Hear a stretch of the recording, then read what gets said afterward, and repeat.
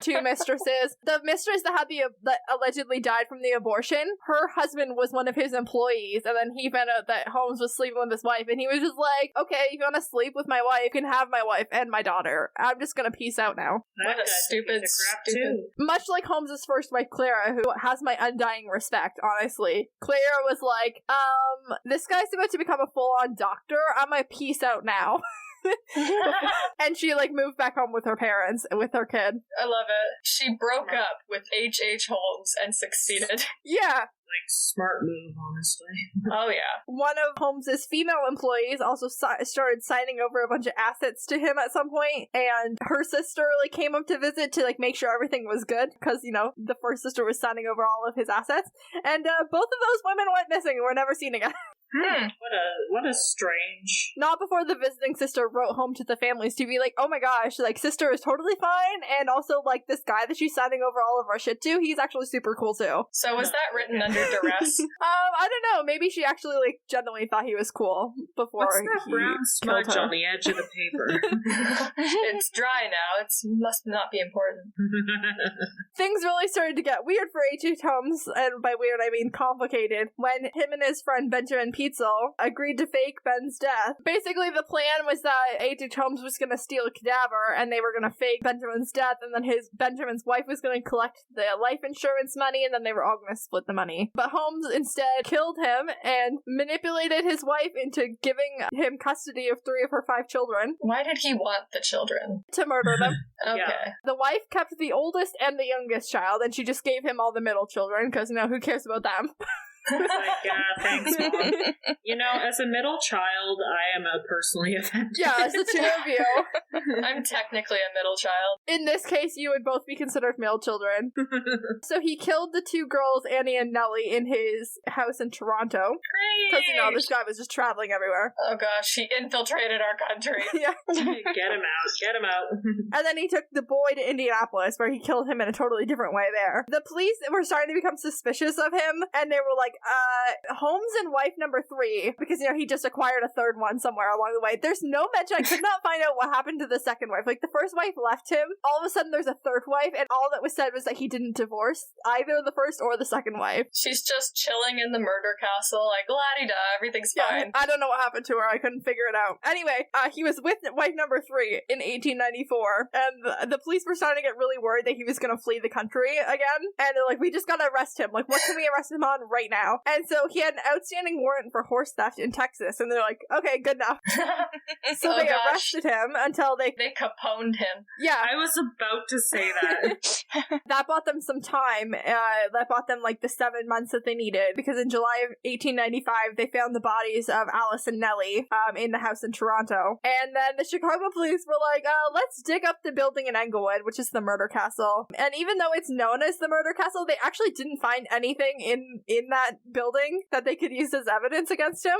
No one actually got murdered there, as far as they could tell. So where was everyone getting murdered? They never, the two mistresses and the girl and the 2 sisters, their bodies have never been found. Oh, goodness. So we don't know actually what happened to them, for sure. But anyway, Holmes was tried for the murder of Benjamin, and he was found guilty and sentenced to death, and everybody knew that he murdered Annie, Nellie, and Howard, but he was never convicted of those crimes. Once they sentenced him to death, I feel like they just felt like they didn't have to. Holmes did confess to 27 murders in Chicago and Toronto, like the Winchesters said, but some of the people that he claimed to have killed weren't just not killed by him. Some of them were still actively alive and living their lives. So a lot of those were false confessions. So he was just, trying to profit off of his little bit of fame. Yeah, also, he confessed to 6 other attempted murders as well. One of the newspapers paid him $7,500 for his confession, which was probably why he was so chatty.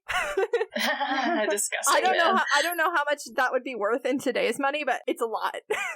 So you said this was happening in the mid-1890s? Yeah. In Toronto. So that means that conceivably he could have been caught by William Murdoch from Murdoch Mysteries. Theoretically, yes. I love that for him. Where is that episode? I needed that. Why didn't they do that? Guys, you had one job.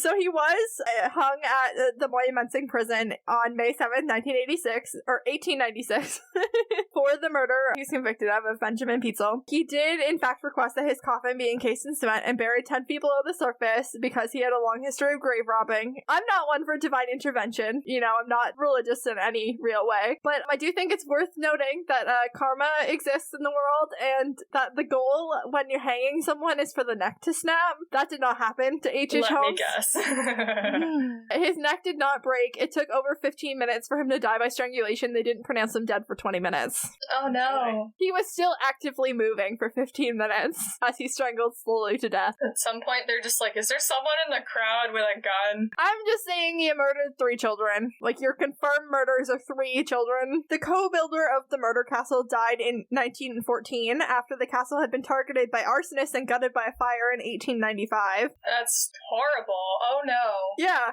In 2017, H.H. Holmes' body was exhumed from the several tons of concrete after theories that he had escaped execution surfaced. Did you say 2017? Yes. Of course. The concrete had preserved the body abnormally well, and they were able to confirm that he was, in fact, the man in the coffin, so he was confirmed to be dead. Obviously, he would have been dead anyway, but they confirmed that that body was, in fact, H.H. Holmes, and he was then reburied. And fun fact about that, his clothes were perfectly preserved, and his mustache was intact. Yeah, he was super well preserved. It had been, like, over 100 years, and he was, like, literally his mustache.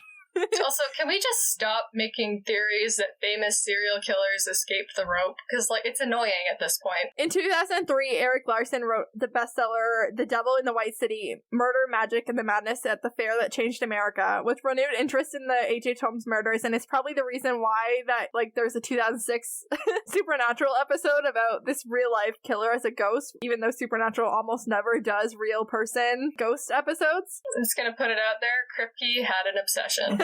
Oh, yeah. That too. And wasn't there like a second episode of Supernatural featuring H.H. Holmes? Is there? There was a second episode featuring Jack the Ripper, which I'm about to talk about, because this is when my notes really go down the rabbit hole. So spoilers from here on out for early season 15 up until the end of 1503. So 1501 to 1503, some spoilers Awesome. here. I know more about Jack the Ripper than I do about H.H. Holmes, so this is gonna be fun. Now that we've solved the H.H. Holmes murders, it's time to solve another series of murders, Jack the Ripper. Heck yeah. You might remember in the recap I said that one of the victim photos was important.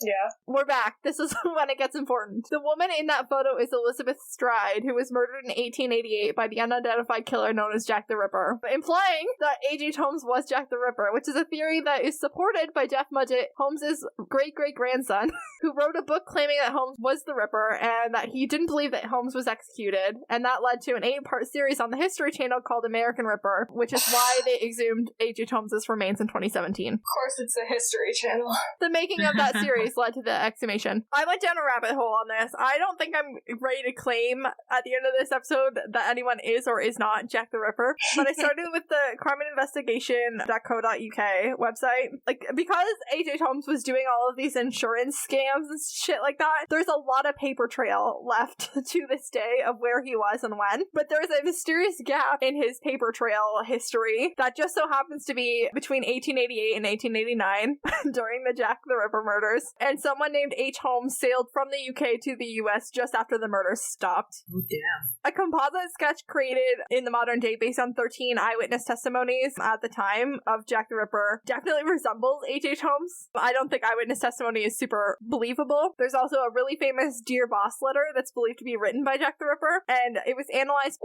it was analyzed by a handwriting expert, and they concluded that it was, when compared with a writing sample from H.H. Holmes, he's like, the same person wrote this. And then they did it again with a computer program, and the computer said there was 97.95% that they were written by the same person. Interesting. I think the really interesting thing about Jack the Ripper isn't necessarily the murders, it's the media circus that was around him. Yeah. Like, Jack the Ripper himself was basically an invention of the media. That's why we have, like, canonical murder victims. That's why there's just so much excitement around him, and why there's just so much obsession around who he could have been. Like, because we've decided that he was one person doing all of this, and some people have, like, posited theories that actually it was different people, or it was a gang. There's a lot of theories. Yeah, like Jack Jack the Ripper is mostly interesting because we've decided he was interesting. The main thing that is like against the connection is that Jack the Ripper victims were mostly like sex workers and women that were strangers that probably didn't know their attacker, whereas Holmes was, all his crimes were mostly financially motivated or like personal relationships that he had. Also, fun fact, a lot of the canonical 5 victims of Jack the Ripper were actually middle-aged. That's fun. Yeah, and the most popular one was the youngest, surprise, surprise. And then I went to ranker.com for some more like comparison about whether or not they were the same person. It had most of the same evidence that I mentioned above, but I actually could look at the composite sketch there, and it does look really similar. Fun. Holmes also had a residence in Whitechapel, where the Jack the Ripper murders took place, and he also had a friend / scam conspirator who had a home there, so he would have had a place to stay. That's the most compelling evidence I've heard so far. That's a phrase, though. Scam conspirator. But the main reason that I'm telling you about Jack the Ripper is because after the implication with the addition of Elizabeth Stride in the victim photos in this episode, implying that H.H. Holmes was Jack the Ripper, in season 15, Supernatural once again decides that they're going to tell us who they think Jack the Ripper is, but they're going to name somebody completely different. It's really weird. Supernatural toes the line on how based in our reality it is. So for it to make a statement on an unsolved set of murders is kind of out of character. To do it twice is really extra weird.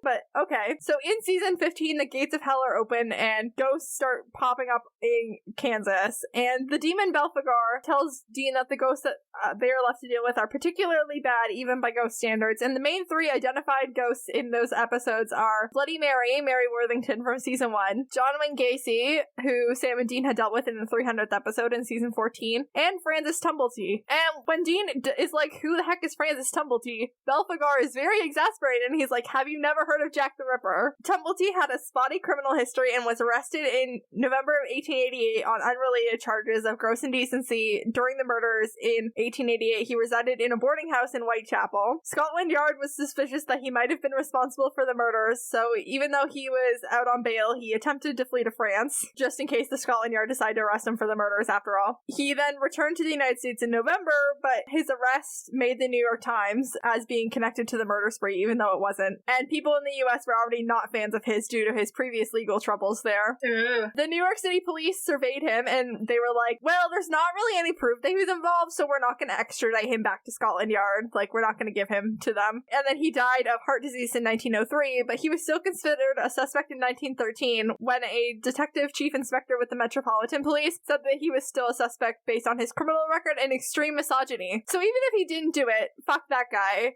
To be considered an extreme misogynist in the 1880s to the 1910s, you had to be a really big asshole.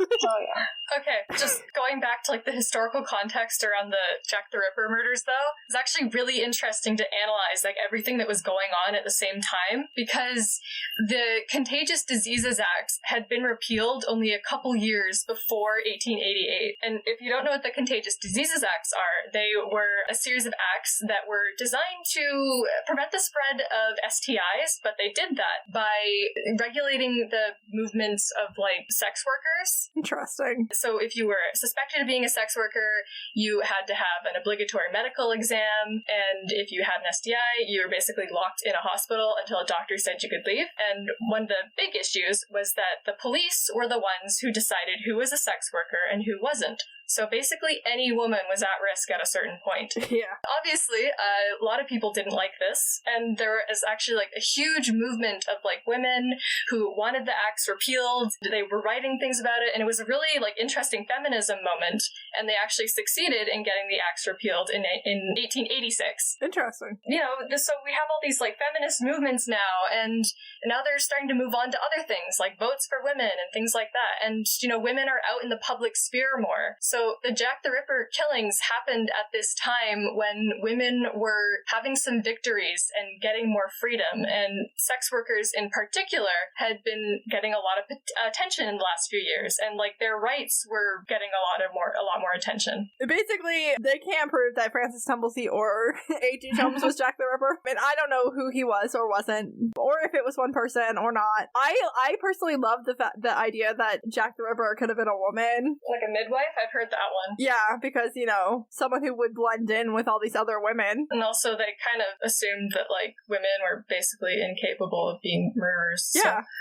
Pretty good cover. But I will say, based on, like, you know, all these witnesses that said that they saw this man with the mustache, both H.H. Holmes and Francis Tumblety fit that description.